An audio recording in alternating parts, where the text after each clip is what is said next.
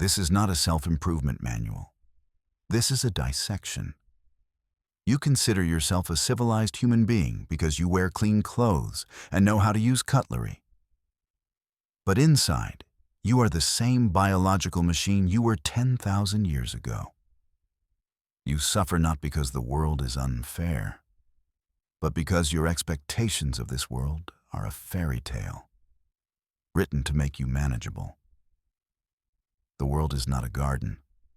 It is a high-tech jungle where your empathy is a system error, and your belief in justice is a voluntary surrender.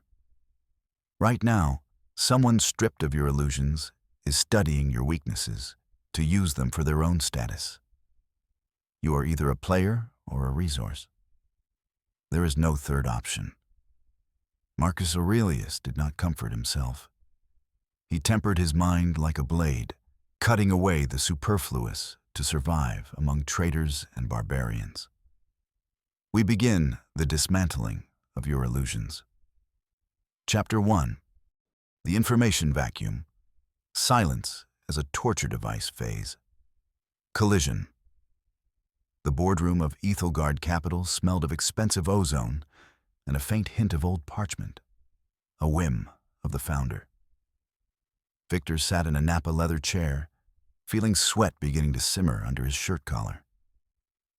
Opposite him sat Arena, a woman whose gaze resembled a surgeon's scalpel, cold, precise, devoid of sympathy. Victor had just finished a presentation on the acquisition of a logistics hub. He had spoken for 15 minutes, citing charts, figures, and probability calculations. When he stopped, silence filled the room. She wasn't looking at the charts. She was looking at him. 1 second passed. Arena slowly folded her hands into a steeple, touching only her fingertips. 2 seconds. She didn't blink. Victor felt a muscle under his left eye twitch almost imperceptibly. To hide it, he reached for a glass of water. The rim of the glass clinked against his teeth, too loudly. 3 seconds. Arena tilted her head slightly, like a bird of prey studying a rodent's agony. 4 seconds. Is that all, Victor? Her voice was quiet, almost a whisper, but it hit his eardrums like a hammer. Victor felt an uncontrollable urge to start explaining, to add more arguments, to justify potential errors he had just invented in his own head under the pressure of this silence. His mouth opened before his brain could process the stop command. I mean, if the third quarter risks concern you, we have a plan B. He began. In that moment, he lost. Phase.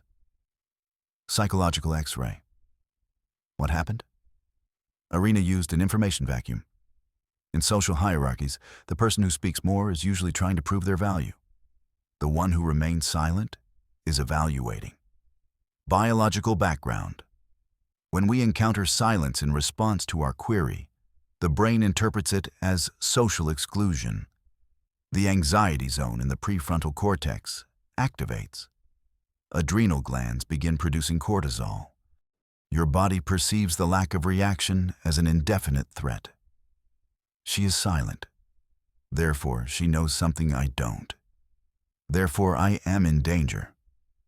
Victor fell into the trap of cognitive suppression. Instead of holding his ground, his brain began filling the silence with safe noise. An excuse is an attempt to regain control, but in reality, it is an admission of the opponent's dominance. Arena applied micro-mimic pressure. The eye lock suppresses the subject's will, making them feel like they are under a predator's watch. Phase. Counterstrike. Lesson number 1. He who breaks the silence first admits weakness. Silence is the space where the enemy hangs themselves. If Victor had been prepared, he wouldn't have moved. He would have waited 4, 10, or 20 seconds. He would have looked not into her eyes. That's aggression. But at the point between her eyebrows, that's dominance. Strategic solution.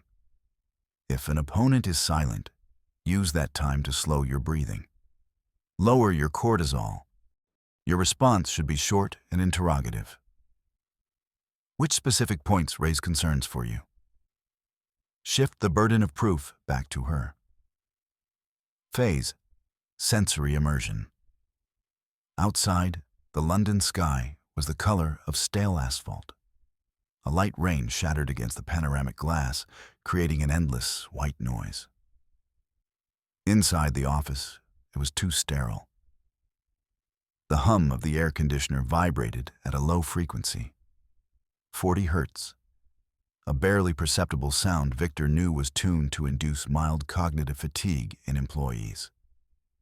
In this sterility, his own voice sounded like the static of a cheap radio. Chapter 2. Gaslighting and reality distortion. The death of trust phase. Collision 3 days later. Victor stood in the CEO's office, holding the report he had personally handed to Arena the previous evening. "I never received this file, Victor," Arena said, looking at him with sincere, almost maternal sympathy. "You must be overworked. I checked my email 3 times. There's nothing in the cloud either." Victor froze for a moment. He remembered clicking send. He remembered the blue upload bar. "But I sent it. I can check my sent items." "Check them, of course." "No, the committee was expecting the figures this morning. Because of your oversight, we looked like amateurs." She paused, glancing at his hands, which had begun to tremble. "Maybe you should take a day off? You look confused." Victor stepped out into the hallway. His pulse was 110 beats per minute. He opened his laptop. The sent folder was empty. How? He had seen it. Or had he? Fragments of the evening flickered. Coffee, fatigue, the blue light of the monitor. Maybe he just closed the tab. Phase. Psychological X-ray. Victor became a victim of professional gaslighting. This is a technique designed to destroy a person's faith in their own sanity. Arena didn't just delete the email, having admin access via her IT contacts. She implanted the virus of doubt into his consciousness. Biological mechanism. The brain does not store memories like a video recording. It reconstructs them every time. Under stress, cortical spike, the reconstruction process is highly plastic.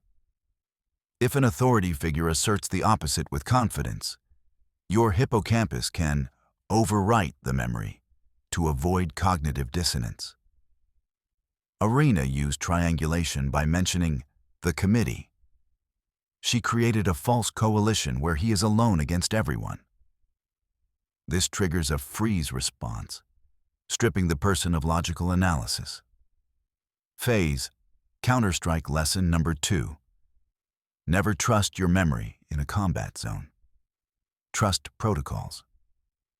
Victor made the mistake of doubting himself in front of her. Strategic solution. At the first sign of gaslighting, stop discussing the truth. Truth is what is documented. One maintained mirror logs outside the corporate network. 2. Zero emotional reaction. Instead of, "but I sent it," say, "A technical glitch has been logged. I will resend it immediately with a read receipt."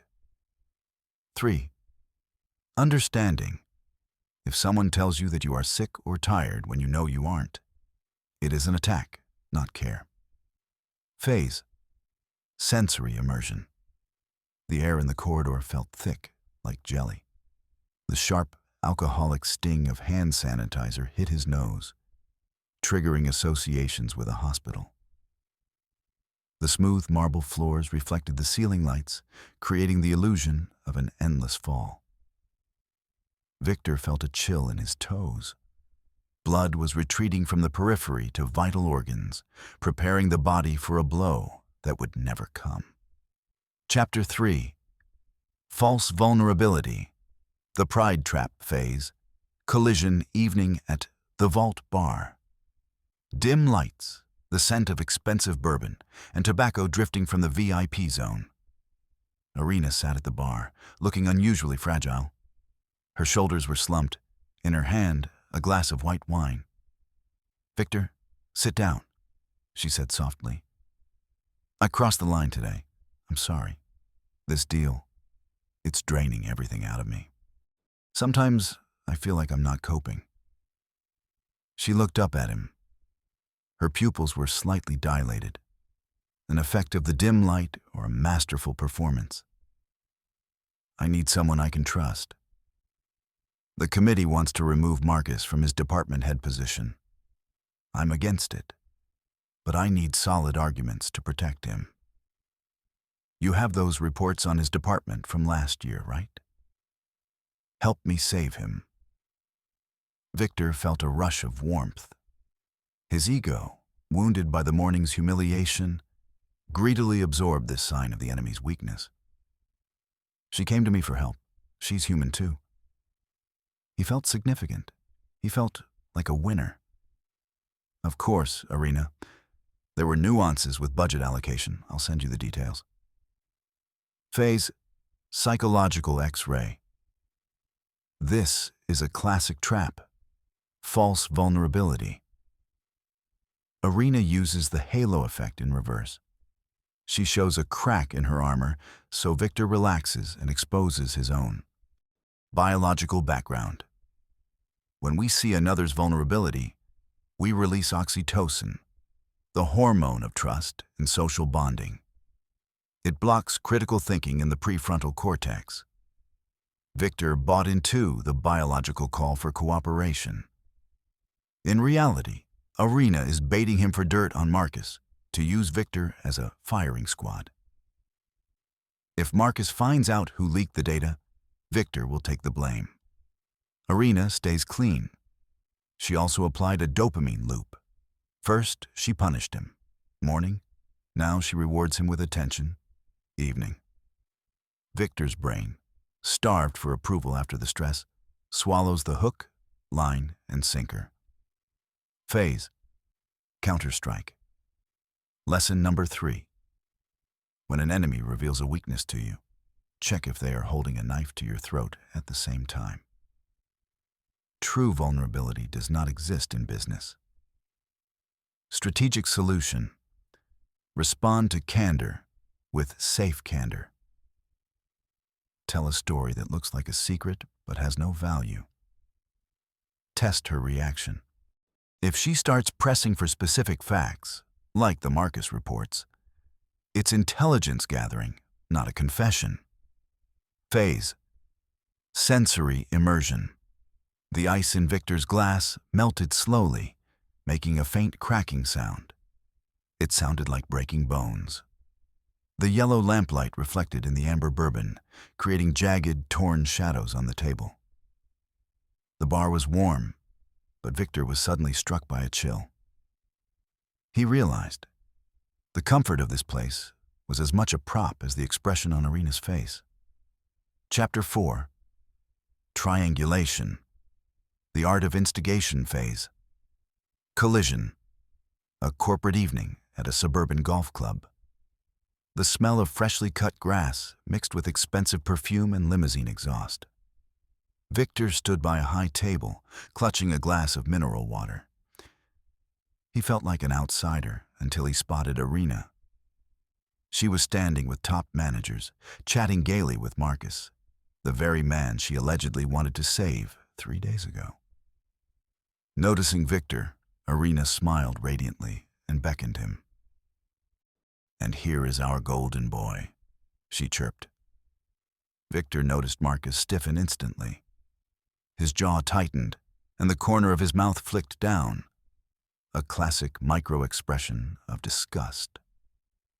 "We were just discussing your logistics report, Victor. Marcus thinks the ideas are somewhat optimistic, to put it mildly." Marcus took a sip of whiskey, staring Victor in the eye. "Optimism is the courtesy of amateurs," Marcus said coldly. "Aurena told me you prepared an alternative development plan for my department. without my knowledge. Is that true?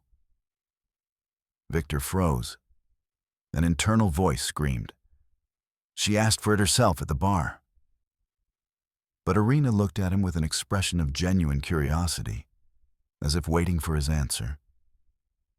She had created a situation where any word he spoke would make him an enemy to either Marcus or her.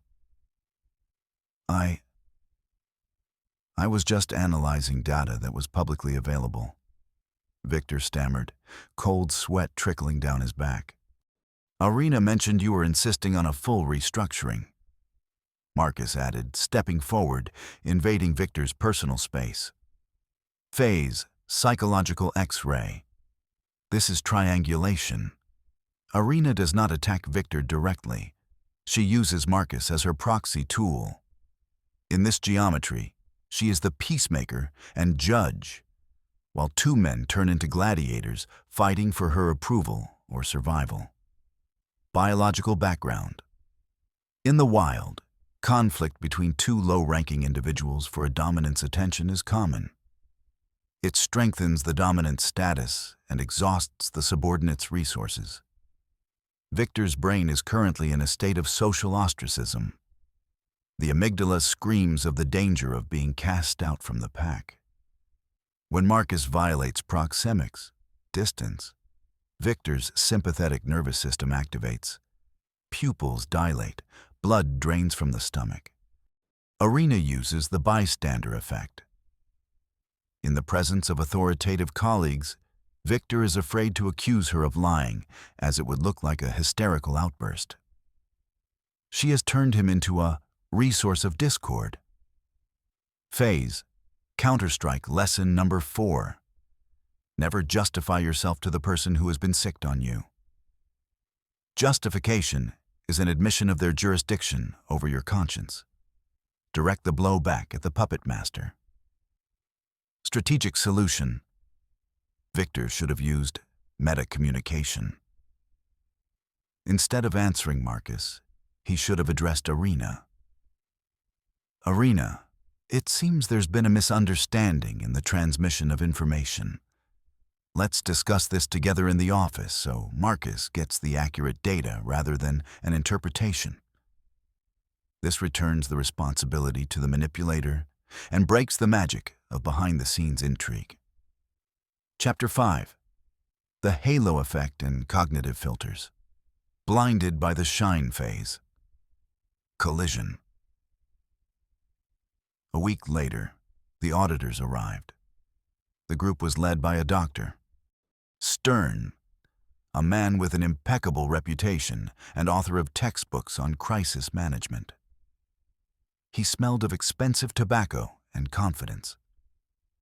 When he walked down the hall, employees involuntarily straightened their backs. Irina introduced Victor to Stern. This is our Victor. Very diligent, though sometimes his emotional stability lets him down. Stern looked at Victor through gold-rimmed glasses. His gaze expressed nothing but the mild boredom of a professional looking at a defective part. Emotions are noise that interferes with the signal, Stern snapped. I hope your reports are cleaner than your feelings. All day, Victor felt under a microscope. He found himself trying to please Stern in everything, catching his every word as the ultimate truth. Stern criticized his work, and Victor, instead of defending his calculations, began to doubt them. After all, this was Stern. Phase. Psychological X-ray. Victor fell into the trap of the halo effect and authority bias. Stern's status and accessories, watch, glasses, manner of speech, create a cloud of infallibility around him.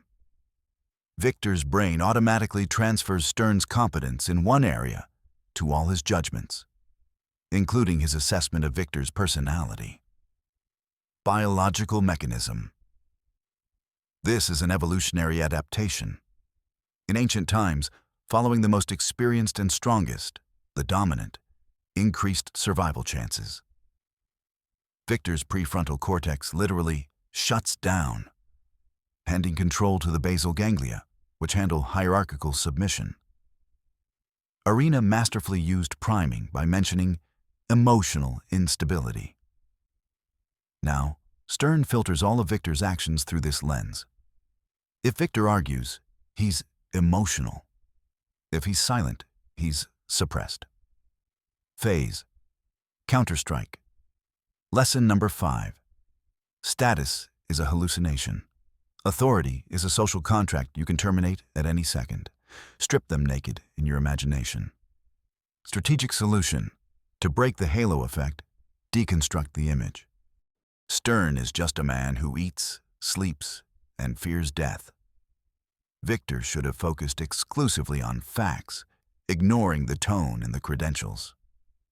Marcus Aurelius wrote, "Observe them when they eat, sleep, mate, evacuate their bowels, and you will realize how ridiculous it is to fear them." Chapter 6. The dopamine loop. Training through hope phase. Collision. Victor was ready to quit. He had already packed his things in a box when his office door opened. Arena walked in. In her hands, she held a leather-bound folder. "Congratulations, Victor. Your logistics plan has been approved. Furthermore, the committee has appointed you as the head of the division. Your salary has been doubled." She stepped close. She smelled of jasmine and something metallic. She placed a hand on his shoulder. "I knew you could do it. All those trials. I set them up on purpose. I needed to test the thickness of your skin. You passed. Now, we are a team." Victor felt a sun explode inside him. All the anger, all the resentment, all the accumulated fatigue evaporated instantly. His brain was flooded with a wave of euphoria. She did it for me. She values me. He forgot about the gaslighting, the setups, the triangulation. He felt chosen. "Thank you, Arena. I won't let you down." "I know. By the way, tomorrow we'll need to sign the documents for the write-off of Marcus's assets. Since you're the head now, it's your responsibility." Phase. Psychological X-ray. This is intermittent reinforcement, the most powerful way to form a dependency. This is how slot machines work. If Arena were always bad, Victor would have left. But she gives him a win exactly when he is ready to surrender.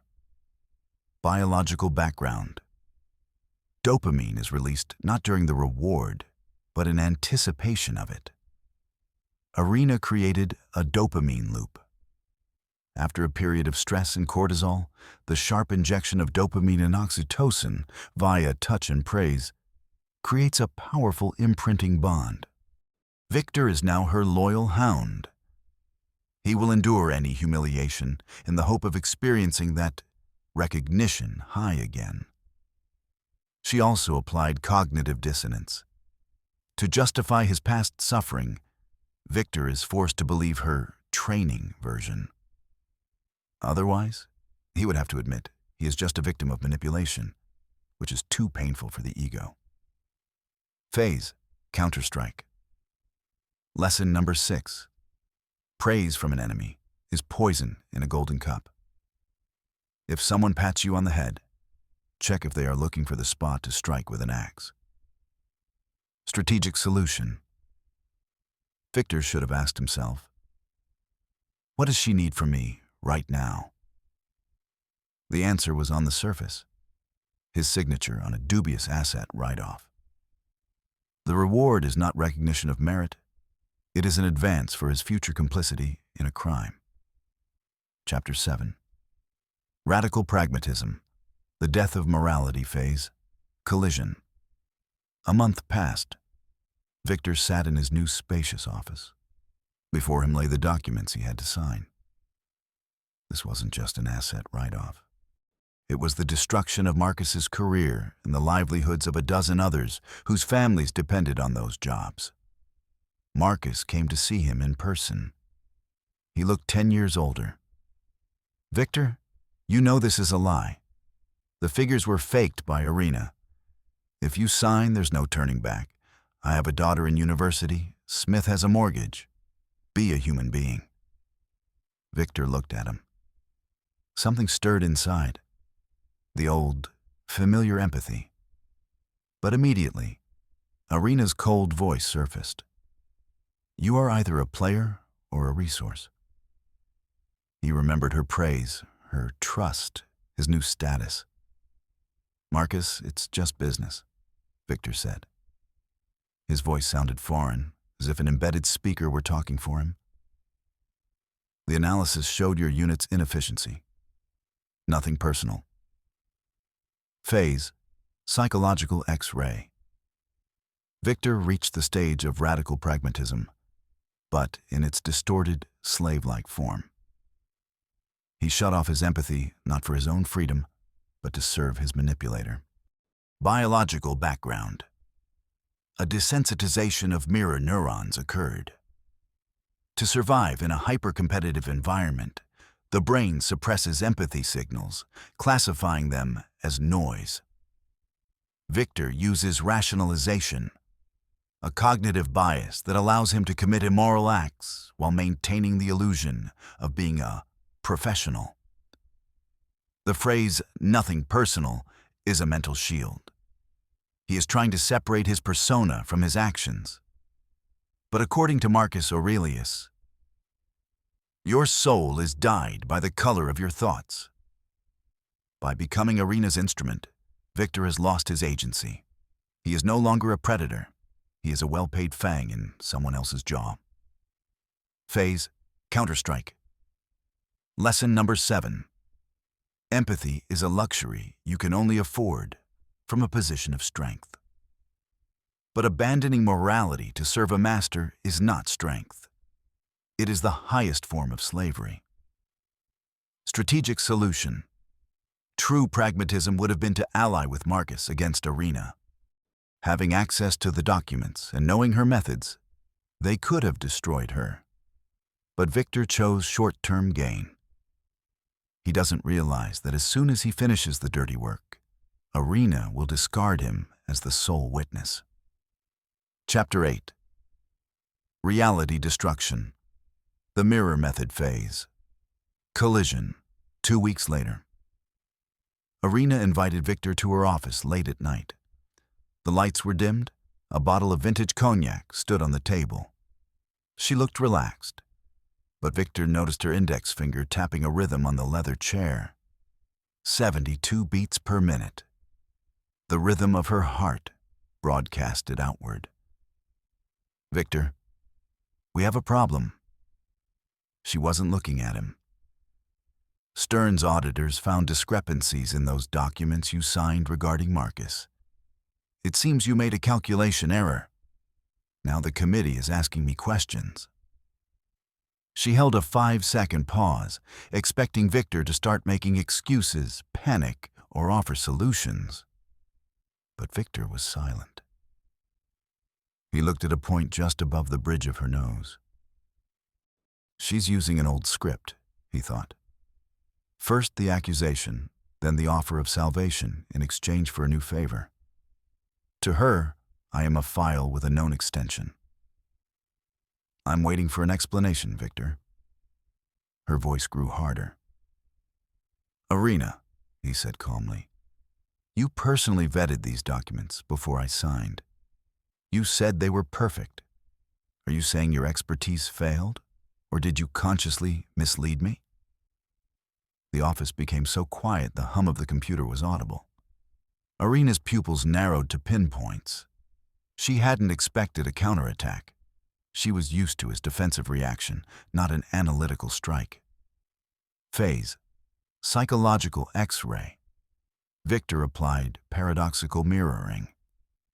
Instead of defending his own sanity, as he did before, he questioned the competence of the manipulator herself. This destroys the foundation upon which gaslighting is built. Biological background. Arena expected a spike in cortisol and adrenaline from Victor, which would make him compliant. When he responded with calm and a logical accusation, a cognitive glitch occurred in her brain. The anterior cingulate cortex, responsible for error detection, signaled an alarm. Her dominant strategy hit unpredictable resistance. Victor used a pattern interrupt. Manipulators work in closed loops. If you change your reaction by 180 degrees, you force them to spend massive cognitive resources, creating a new strategy on the fly, a game they often lose. Phase, Counter-Strike lesson number 8. He who asks the questions controls reality. Do not justify, accuse in return, using their own logic. Strategic solution.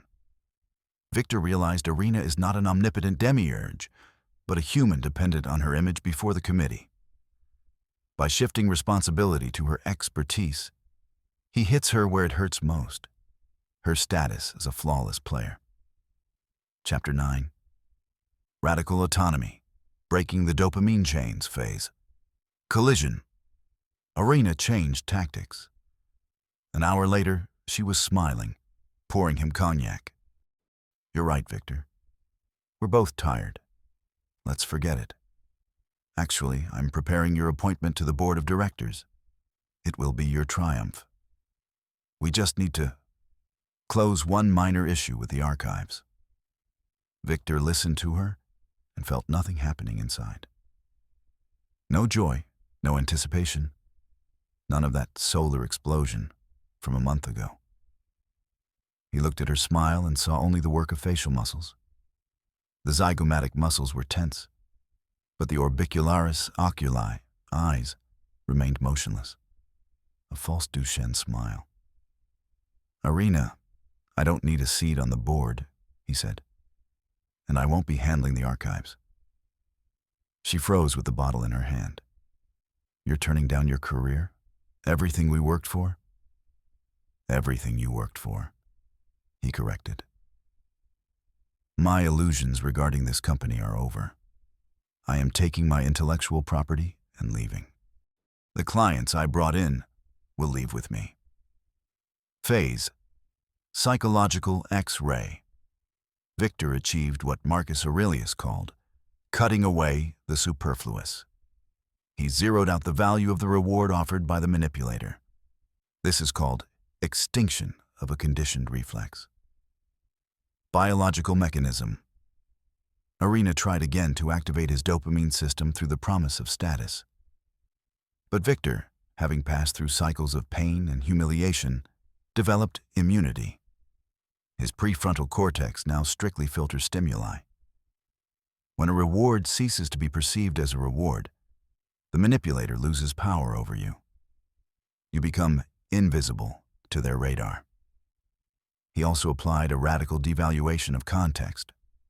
If you don't play by the casino's rules, the casino cannot win against you. Arena is furious because her main currency, future success, has been devalued. Phase, Counter-Strike lesson number 9. Your main prison is your desires. As soon as you stop wanting what they offer, the bars of the cage turn to dust. Strategic solution. The only way to win in a system rigged against you is to leave the system, but leave not as a victim, but as a subject, taking real resources, clients, knowledge with you, leaving the manipulator with nothing but empty folders and their own malice. Chapter 10. The Sovereign Mind, the End of Illusions phase. Collision. Last day at the office.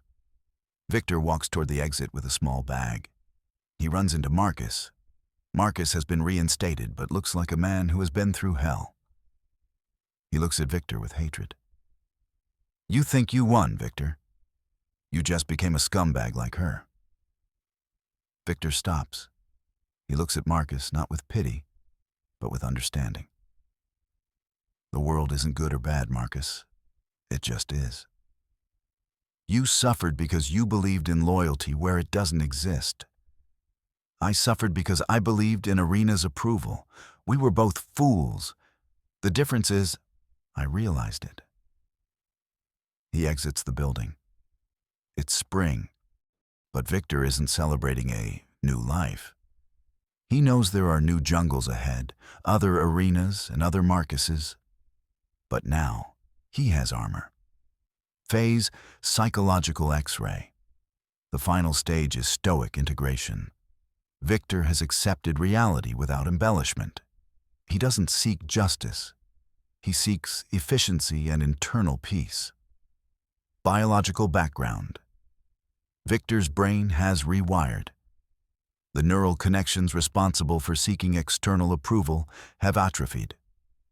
Connections between the amygdala and the prefrontal cortex have strengthened, allowing him to suppress emotional impulses instantly. This is a state of autonomy, where external stimuli no longer dictate internal states. Marcus Aurelius wrote, "Wipe out imagination, check desire, extinguish appetite. Keep the ruling faculty in its own power." Victor no longer reacts to mirages. He sees the biological mechanisms behind every gesture. Phase, Counter-Strike lesson number 10. Happiness is the absence of illusions. Freedom is the readiness to lose everything at any moment while maintaining clarity of mind. Hard strategic conclusion. You cannot change the world of predators. You can only stop being prey. And that doesn't mean becoming evil. It means becoming transparent to manipulation. Your suffering is a signal that you are attached to a lie. Cut it off. Epilogue. Your move. You have read to the end. Your brain is now trying to classify this as an interesting story to avoid changing your life. But this is not a story. This is a survival manual for a world where empathy is a commodity and your ego is your Achilles heel. You suffer not because of the world. You suffer because you still believe the world owes you something. Marcus Aurelius knew, you only have power over your own judgments. Use it, or let others use you. The choice was always yours. You just preferred not to notice.